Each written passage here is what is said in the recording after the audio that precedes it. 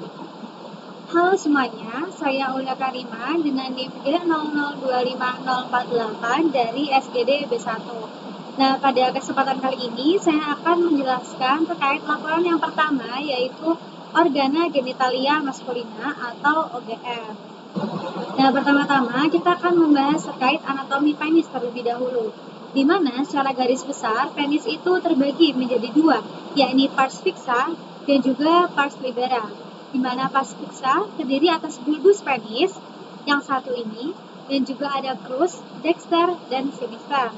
Nah, di sini dia akan melanjutkan ke bagian yang lebih distal, yakni kita sebut juga dengan pars libera atau pars yang bebas. Bulbus penis akan berlanjut menjadi corpus spongiosum dan akan ditutupi oleh glans penis atau penutupnya. Dan juga crus penis, baik dexter maupun sinister, akan menjadi corpora cavernosa.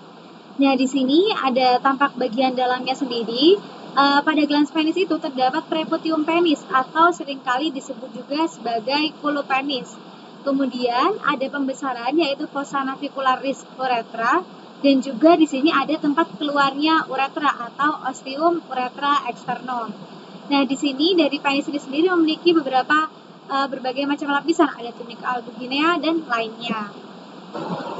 Nah, di sini tadi di preputium penis itu merupakan penutupnya tadi. Nah, antara preputium dan juga di glans penis itu ada penyambungnya, yaitu frenulum preputii.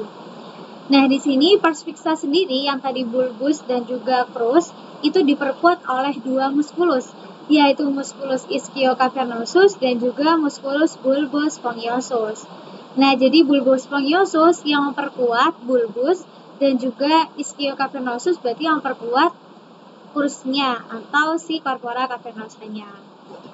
Nah, selanjutnya kita akan membahas terkait anatomi skrotum, di mana skrotum ini merupakan suatu pembungkus testis. Nah, di sini dia memiliki berbagai lapisan hingga 9 lapisan, di mana fungsinya supaya testis itu memiliki suhu yang tepat untuk pembentukan dari sel sperma. Nah, 9 lapisan ini dari luar, yakni yang pertama ada kulit, yang kedua ada fascia dartos atau tunica dartos, di mana di sini ada musculus dartos juga. Kemudian ada fascia spermatica externa, kemudian ada musculus cremasterica, dan juga dilanjutkan dengan fascia spermatica interna. Kemudian ada tunica vaginalis, di mana tunica vaginalis ini terbagi menjadi dua, yakni lamina parietalis yang lebih luar dan juga ada lamina visceralis. Dan yang kedelapan ada tunica albuginea, dan kesembilan adalah tunica vasculosa, dan terakhir isinya adalah substansi testis, seperti itu. Nah, setelah membahas terkait pembungkusnya atau anatomi dari skrotum, kita akan membahas terkait anatomi testis itu sendiri, di mana testis ini terbungkus oleh bagian 3 tunika terakhir, yaitu tunica vaginalis yang mana ada lamina parietalis dan juga lamina visceralis, tunica albuginea, dan juga tunica vasculosa. Nah, di sini testis itu terdiri atas lobulus-lobulus yang mana dia ini tunica vaginalisnya membentuk septum-septum atau dia ini membelah-membelah seperti itu ya. Nah, isi septum tadi atau lobulus tadi itu adalah tubulus seminiferus, yang mana tubulus seminiferus ini nanti akan berlanjut menjadi straight seminiferus tubulus atau sering juga disebut dengan Brutuli recti. Jadi dia ini udah nggak berkelok-kelok, tapi dia ini lurus, kemudian akan berlanjut menjadi rete testis. Dan setelah dari rete testis, dia akan keluar menuju ke epididymis. Nah, di sini ternyata testis bagian kiri itu lebih panjang atau lebih rendah dibandingkan dengan testis yang kanan. Mengapa hal itu bisa terjadi? Karena funiculus spermaticus yang dimiliki oleh testis bagian kiri itu lebih panjang, sehingga dia lebih rendah, seperti itu. Nah, bagaimana sih jalur perjalanan dari sperma itu? Nah, sperma yang dihasilkan oleh sel spermatogenik di tubulus contortus seminiferus itu akan dibawa ke tubulus rectus seminiferus. Nah, di tubulus rectus seminiferus ini, yaitu tubulus yang dia berjalannya lurus-lurus itu tadi. Kemudian dia akan masuk ke rete testis, kemudian dia keluar lewat ductuli efferentes, masuk ke epididymis, dan juga nanti masuk ke ductus deferens. Nah, setelah dari ductus deferens, dia akan berjalan hingga ke ductus ejaculatorius, yang mana dia akan bergabung juga dengan cairan-cairan yang dikeluarkan oleh vesicula seminalis dan juga dari glandula prostat seperti itu ya. Nanti dia masuk ke ostium ductus ejaculatorius yang mana itu ada di bagian prostat. Kemudian nanti dia akan masuk ke uretra, baik mulai dari pars prostatica, kemudian pars membranacea, dan terakhir dia akan keluar lewat uretra pars spongiosa. Nah, setelah keluar lewat uretra pars spongiosa ini, dia akan keluar melalui ostium uretra externum, seperti itu. Nah, beberapa klinis akan saya bahas, yakni yang pertama torsiotestis, di mana torsiotestis itu sendiri merupakan suatu kondisi terpelintirnya funiculus spermaticus yang berakibat pada strangulasi arteri testikularis yang dapat menyebabkan infark ataupun nekrosis testis. Jadi secara garis besar torsiotestis itu adalah kondisi terpelintirnya dari funiculus spermaticus yang mana itu kan merupakan penggantung dari testis. Nah, di sini dia ada beberapa macam, yakni yang pertama torsio intravaginalis dan juga torsio extravaginalis. Apa bedanya? Kalau torsio intravaginalis itu dia terjadi dalam tunika vaginalisnya dan disebabkan karena fiksasi abnormal dari tunika vaginalis. Jadi si tunika vaginalisnya itu tidak terfiksasi secara sempurna sehingga dia ini bisa bergerak secara abnormal, sehingga dia itu juga bisa terjadi bentukan seperti bell clapper dan juga menyebabkan testis lebih berisiko mengalami rotasi pada cord atau si torsio itu tadi. Jadi ada di bagian tunika vaginalisnya. Nah, kalau torsio extravaginalis ini dia terjadi bila testis sama tunikanya itu terpelintir akibat fiksasi yang tidak komplit atau non fiksasi dari gubernaculum. Jadi testis itu kan turun ya awalnya dari kafum abdomen hingga ke tempat yang sekarang kita tahu ketika sudah dewasa, atau disebut juga dengan descensus testis.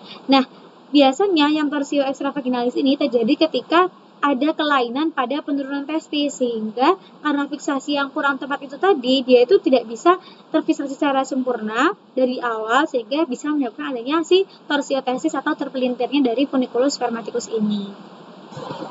Next yaitu varikokel, di mana varikokel ini bisa terjadi akibat adanya dilatasi atau pembesaran yang abnormal pada plexus venosus pampiniformis. Jadi kalau misalnya normal itu dia kecil gitu ya, tidak sebesar itu, kemudian ketika terjadi varikokel itu bisa terjadi dilatasi atau pembesaran.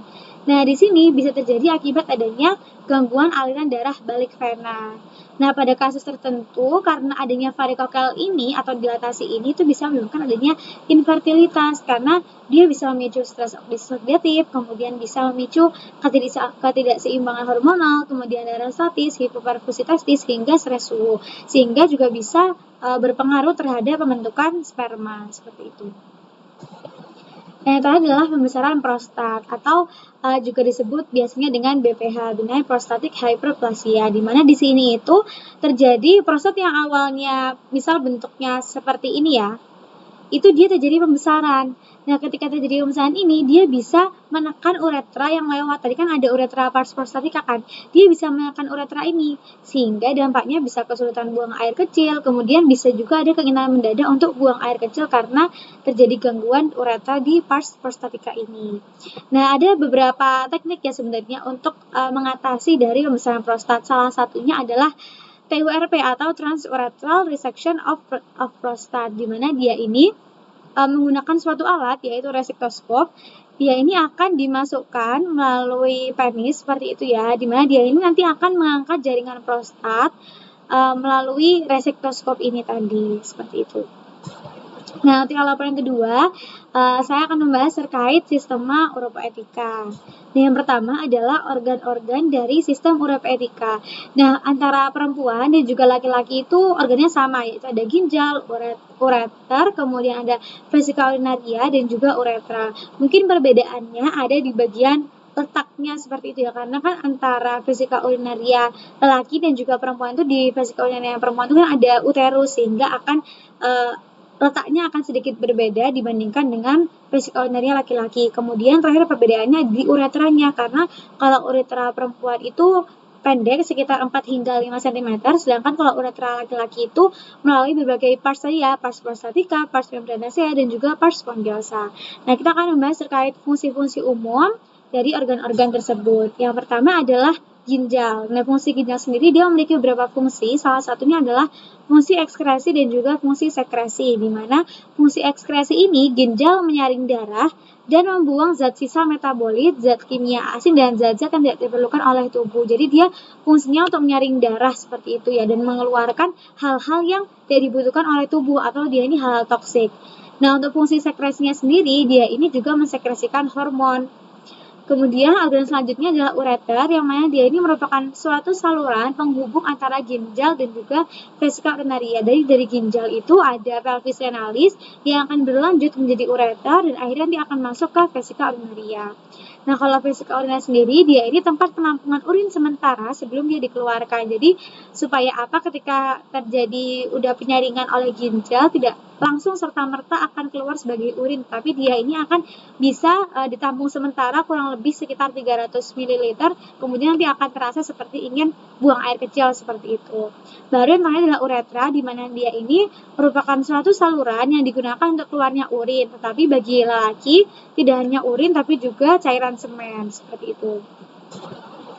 Nah, di sini ada sedikit alur perjalanan urin, yakni yang pertama dia ini memasuki ginjal atau nefron, di mana di nefron ini dia pertama akan menjalani tahap filtrasi oleh glomerulus. Setelah difiltrasi, dia akan membentuk urin primer. Kemudian dia akan direabsorpsi dan juga diaugmentasi atau diekskresikan zat-zat yang sebelumnya belum terekskresikan. Jadi nanti setelah dari urin primer, setelah direabsorpsi akan menjadi urin sekunder dan akan menjadi urin yang sesungguhnya ketika sudah diaugmentasi.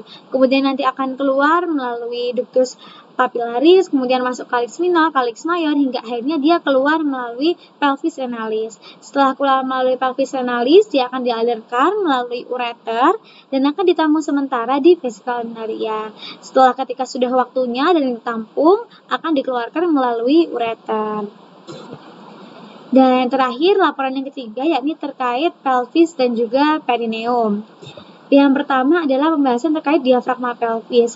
Nah, diafragma pelvis ini sendiri terbentuk dari 3 lapisan, yakni ada lapisan otot atau muskuli, ada membrana perinei yang mana dia ini jaringan ikat, dan juga ada spasium perinei profundum atau dia ini rongga seperti itu ya. Nah, dari lapisan yang pertama, dari lapisan ototnya sendiri, dia itu terdiri atas 2 otot besar, yaitu musculus levator ani dan juga musculus coccygeus. Nah, musculus levator ani ini terdiri atas 3 musculus, yaitu puborectalis, pubococcygeus, dan juga iliococcygeus, seperti yang terlihat pada gambar. Dan tadi adalah musculus coccygeus. Sesuai namanya, berarti kalau misalnya puborectalis berarti antara pubis ke rektal, pubococcygeus berarti pubis ke koksik, kemudian iliococcygeus berarti ilium ke koksik, seperti itu. Nah, selanjutnya selain dari muskulus atau ototnya kan ada membran perineinya, di mana dia ini merupakan sebuah fascia tebal, ini berbentuk segitiga yang melekat pada kerangka tulang arcus pubicius. Nah, di sini. Ini yang perempuan dan yang ini yang laki-laki, di mana dia ini terletak horizontal dan ke arah anterior terhadap celah kecil di antara membrana dan juga ligamentum pubicum. Nah, di atasnya dia ini berhubungan juga dengan ruangan tipis yang disebut dengan spasium perinei profundum yang tadi 3 penyusun dari diafragma pelvis itu. Nah, ini ya spasium perinei profundum. Nah, spasium ini kan tadi sebuah ruangan ya atau sebuah rongga yang mana dia ini juga tersusun oleh muskulus-muskulus. Jadi antara yang perempuan dan juga yang laki-laki itu juga agak berbeda, di mana bedanya ada di penyusun muskulusnya. Kalau di laki-laki itu cuma ada 2, yaitu musculus sphincter uretra externum dan juga musculus dari transversus perinei profundus. Sedangkan tambahannya kalau misalnya di perempuan selain 2 itu tadi, tambahannya adalah musculus kompresor uretra dan juga musculus sphincter uretrovaginalis. Kenapa begitu? Karena tadi kan kita sudah tahu ya bahwa uretra perempuan itu kecil sehingga akan lebih mudah kan untuk dikeluarkan urinnya, maka dibutuhkanlah adanya musculus kompresor uretra tersebut dan juga ada sphincter uretrovaginalis karena letak antara ostium uretra externumnya dengan vaginalis itu kan berdekatan. Nah, dibutuhkan adalah ada muskulus yang menghubungkan keduanya. Nah, di sini kita juga membahas regioperineum, di mana di regioperineum ini itu dibagi menjadi 2 regio ya, ada regio yang urogenital dan juga regio analis, atau analis ini yang tempatnya rektum dan juga ada urogenital yang yang ada di bagian lebih depan seperti itu ya, di mana batas-batasnya di anterior itu ada margo inferior dari simfisis pubicum, kemudian di lateralnya ada rami ischiopubica anterior dan juga ligamentum sacrotuberale di bagian posterior. Dan di posterior ini ada apex dari os coccygeus ini, yaitu ada gambarnya juga ya, ini trigonum urogenital dan juga ada trigonum analis seperti itu. Nah, selanjutnya pelvis. Nah, ternyata pelvis ini antara laki-laki dan juga perempuan itu memiliki ciri khas yang berbeda. Nah, khususnya ciri khas ini pasti ditujukan supaya mempermudah kehidupan baik antara perempuan dan juga laki-laki. Apa saja perbedaannya?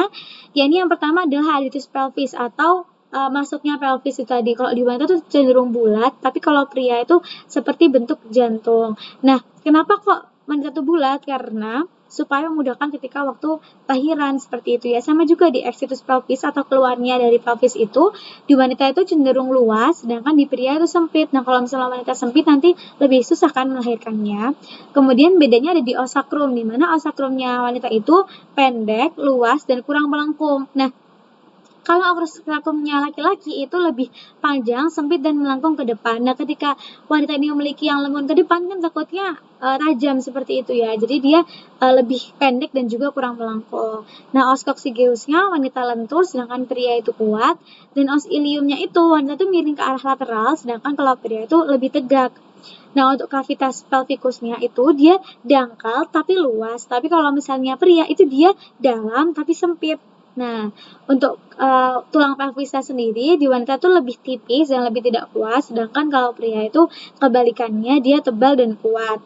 Nah, untuk arkus pubisnya sendiri wanita itu membulat, sedangkan untuk pria itu dia sempit. Dan foramen obturatumnya itu wanita itu triangular kecil, sedangkan pria itu lebar. Nah, untuk acetabulumnya sendiri wanita kecil dan pria itu luas. Dan bedanya ada juga di isiadikanya. Incisura isiadikanya kalau wanita itu luas dan dangkal, sedangkan pria itu sempit dan juga dalam. Dan terakhir adalah spina isiadika yang mana wanita itu kurang menonjol atau nggak menonjol, sedangkan kalau pria itu menonjol. Nah, di sini kita juga belajar terkait bidang Hodge, di mana dia ini ada 4 garis hayal ya. Yang pertama, garis yang pertama itu dia setinggi dengan aritus pelvis atau masuknya pelvis. Sesuai gambar ini masuknya pelvis ini. Nah, sedangkan bidang Hodge 2 itu setinggi tepi bawah simfisis os pubis dan sejajar dengan bidang Hodge 1.